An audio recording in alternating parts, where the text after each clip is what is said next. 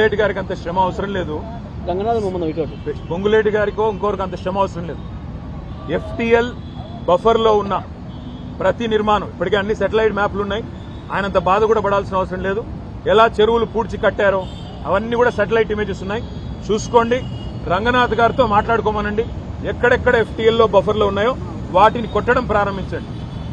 పొంగులేటి శ్రీనివాసరెడ్డి గారు, వివేక్ గారు, P6 వివేక్ గారు, అదేవిధంగా కేవీపీ రామచంద్రరావు గారు, మధు యాష్కి గారు, పట్నం మహేందర్ రెడ్డి గారు, ఇంకా కేవలం గుత్తా సుఖేందర్ రెడ్డి గారు, వీళ్ళందరి ముందు నేలమట్టం చేసి ఆ తర్వాత సామాన్య ప్రజల మీద పడాలని చెప్పి ప్రభుత్వానికి నా విజ్ఞప్తి. Thank you.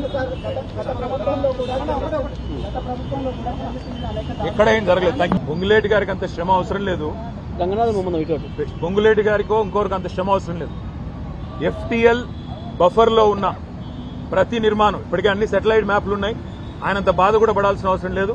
ఎలా చెరువులు పూడ్చి కట్టారో అవన్నీ కూడా సెటిలైట్ ఇమేజెస్ ఉన్నాయి, చూసుకోండి. రంగనాథ్ గారితో మాట్లాడుకోమనండి. ఎక్కడెక్కడ ఎఫ్టీఎల్లో బఫర్లో ఉన్నాయో వాటిని కొట్టడం ప్రారంభించండి.